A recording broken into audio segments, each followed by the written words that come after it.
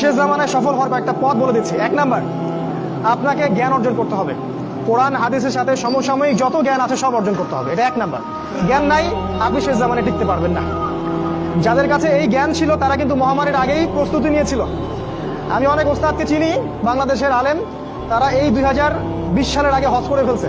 তারা আগেই বুঝতে পারছে 20 সালে কিছু একটা হবে, 20 সালে পৃথিবীতে কিছু একটা হবে, তারা আগেই বুঝতে পারছে।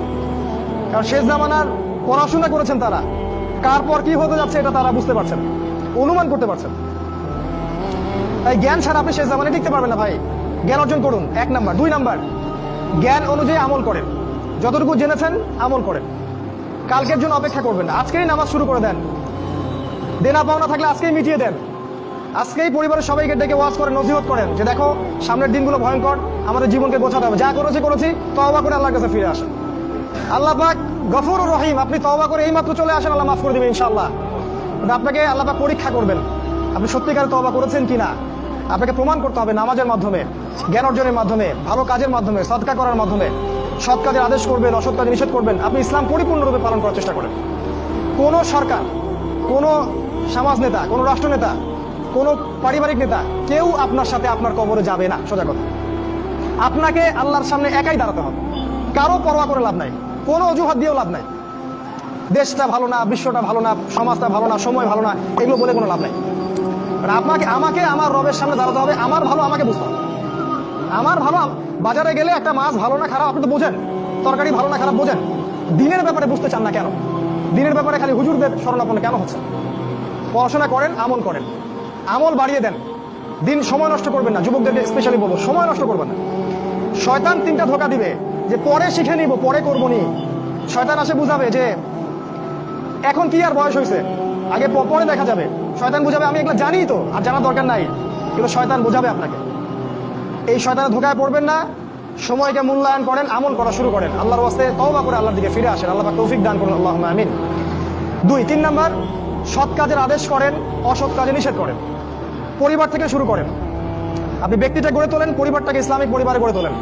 আপনার ছেলে, আপনার মেয়ে, আপনার স্ত্রী, আপনার সন্তান, আপনার বোন, আপনার মা, সবার ব্যাপারে মনিটরিং করেন, চোখে চোখে রাখেন। আপনি জানেন না আপনার ছেলেটা অনেক আগেই জেনাকারী হয়ে গেছে, আপনি টের পান নাই।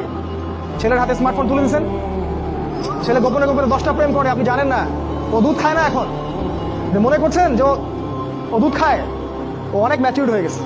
আপনার মেয়েকে দেখে মনে হয় খুব পর্দা করে, দেখেন ভিতরে ভিতরে কোনো ছেলের সাথে সম্পর্ক তৈরি করে ফেলছে। অনেক ঘটনা ঘটে যায়, আমরা সরল মনে অনেক কিছু করি। আপনার ওয়াইফকে দেখেন, আপনি যখন বাসায় থাকেন না, কি করে না করে মনিটরিং করেন।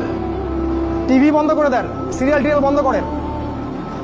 এমন কারোর সাথে মিশতে দিবেন না যে আপনার ছেলেকে, আপনার মেয়েকে, আপনার বোনকে, আপনার মাকে বিপথে নিয়ে যাবে। কঠোর হন পরিবারের উপরে, কারণ আপনাকে আল্লাহ পাক আপনার পরিবার সম্পর্কে জিজ্ঞাসাবাদ করবেন, অবশ্যই জিজ্ঞাসা করবেন। বিশ্বাস করেন আল্লাহ পাক কিয়ামতের মাঠে আপনাকে আপনার পরিবার সম্পর্কে জবাবদিহি করাবেন প্রত্যেকটা বিষয়। আপনি দাওয়াত দেন, চেষ্টা করেন, তারপরে যদি ছেলে বেলাইনে যায় সেটা তার ব্যাপার, ওর হিসাবও দিবে। নূহ আলাইহিস সালামের ছেলে কাফের হয়ে গেছে, ওর হিসাবও দিবে, সেটা আলাদা। কিন্তু আমাকে আমার চেষ্টা করতে হবে। পরিবার গড়ে তোলেন, সৎ কাজের আদেশ করেন, অসৎ কাজে নিষেধ করেন। 4, এই যে কোরআন এবং সুন্নাহর দাওয়াতটা পৌঁছে দেন মানুষের কাছে। দাওয়াতি কাজ করেন ভাই, সময় নষ্ট করেন না। আপনি যে দল করেন বা যে সংগঠন করেন বা যে মাযহাব, যে তরিকায় থাকেন, আমার তাতে কোনো আপত্তি নাই, কিন্তু কোরআন সুন্নাহর দাওয়াতটা মানুষের কাছে প্রচার করেন। মূল বিষয়ে কোনো পার্থক্য নাই। এই দাওয়াত দেওয়ার সময় সাম্প্রদায়িক হবেন না। সবাই আমার দলে আসো, আমার দলে ফর্ম পূরণ করো, না হলে দাওয়াত হচ্ছে না, এমন দাওয়াতের দরকার। মানুষ ইসলামের দাওয়াত দেন, আল্লাহর দিকে ডাকেন, কোরআনের দিকে ডাকেন, সুন্নাহর দিকে ডাকেন, দেখবেন সমাজে একটা সাম্য চলে আসবে ইনশাআল্লাহ। দাওয়াতি কাজ করেন, বেশি বেশি কোরআন সুন্নাহর দাওয়াতি কাজ করেন। 5 নাম্বার, অর্থ সম্পদ যা আছে এগুলোকে কাগজের টাকায় রেখে দিবেন না। আমার নসিহত, হয়তো বুঝতে পারছেন না, মাথার উপর দিয়ে আছে কথা, কিন্তু পরে বুঝবেন। টাকা পয়সা যা আছে এগুলোকে ব্যাংকে কাগজের টাকার মধ্যে রেখে দিবেন না, কারণ কাগজের টাকা সামনে আর থাকবে না।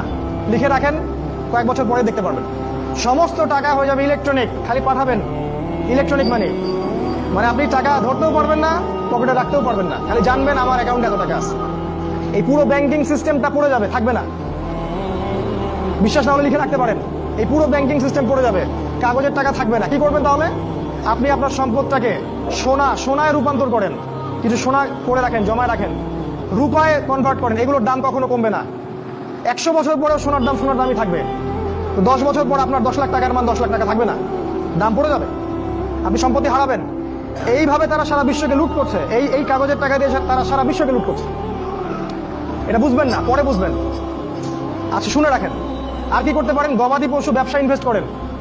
আরেকটা কাজ করতে পারেন, জমি কিনে রাখতে পারেন। এটা ভালো জিনিস। এই জিনিসগুলোতে টাকা কনভার্ট করেন। শেষ জামানায় আপনার কাগজের টাকা থাকবে না, আপনি ক্ষতিগ্রস্ত হবেন। এখন টাকা যদি জমায় রাখেন, শেষ জামানায় আপনি ক্ষতিগ্রস্ত হবেন। আমি অর্থনীতি নিয়ে যথেষ্ট পড়েছি আলহামদুলিল্লাহ, পড়েই কথাগুলো আপনাকে বলছি।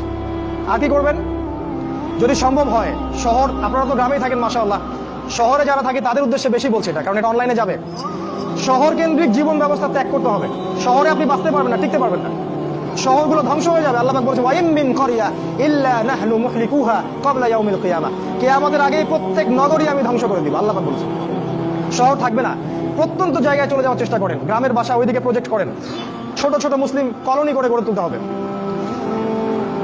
এই কাজগুলো করতে পারেন। আর কিছু করতে পারেন, শারীরিক প্রস্তুতি নেন। ফিজিক্যালি, যুবকদেরকে বলবো ফিজিক্যালি প্রস্তুতি নেন, ব্যায়াম করেন, ভালো খাবার খান, নিয়মতান্ত্রিক জীবনযাপন করেন, এলোমেলো জীবনযাপন করবেন না। আর নিয়মতান্ত্রিক জীবনযাপন করার সবচেয়ে উসওয়াতুল হাসানা হচ্ছে রাসূলুল্লাহ সাল্লাল্লাহু আলাইহি ওয়াসাল্লাম। উনার সুন্নাহ মাফিক জীবনযাপন করেন, আপনি ভালো থাকবেন। কারণ সামনের দিনগুলোতে আরো ফিতনা বাড়বে এবং আমাদের এই যুব সমাজের এবং তার পরবর্তী প্রজন্মের শারীরিক অবস্থাকে নষ্ট করে দেওয়ার জন্য অগণিত খাবার বাজারে ছেড়ে দেওয়া হয়েছে, যেগুলোর মধ্য দিয়ে অসুস্থ হয়ে যাবে। তাই রাসূলের পদ্ধতি অনুযায়ী জীবনযাপন করেন, ভালো খান, ফ্রেশ জিনিস খান, ব্যায়াম করেন, শারীরিক প্রিপারেশন নেন, আপনি ভালো থাকবেন ইনশাআল্লাহ। এই কাজগুলো আপনাকে ইনশাআল্লাহ শেষ জামানায় বাঁচতে সাহায্য করবে। আর সর্বশেষ যেটা নাসিহা, সেটা হলো যে ইসলামের জন্য, ইসলামকে ভালোবেসে আপনার জান থাকলে জান দিয়ে, মাল থাকলে মাল দিয়ে, সময় থাকলে সময় দিয়ে, শ্রম দিতে পারেন শ্রম দিয়ে, বা মেধা আছে মেধা দিয়ে দিনের জন্য কিছু করেন, দিনের কোনো খেদমত করে যান। এই কাজগুলো পরকালে আপনার জন্য সদকায়ে জারিয়ার মাধ্যম হবে ইনশাআল্লাহ। মানুষ যখন মারা যাবে তার আমলনামা বন্ধ হয়ে যাবে, সাদাকায়ে জারিয়া খোলা থাকবে, নেক সন্তান খোলা থাকবে, এবং যে জ্ঞান আপনি মানুষকে শিক্ষা দিচ্ছেন, উপকারী জ্ঞান, সেটা আপনি কবরে শুয়ে শুয়ে পাবেন ইনশাআল্লাহ।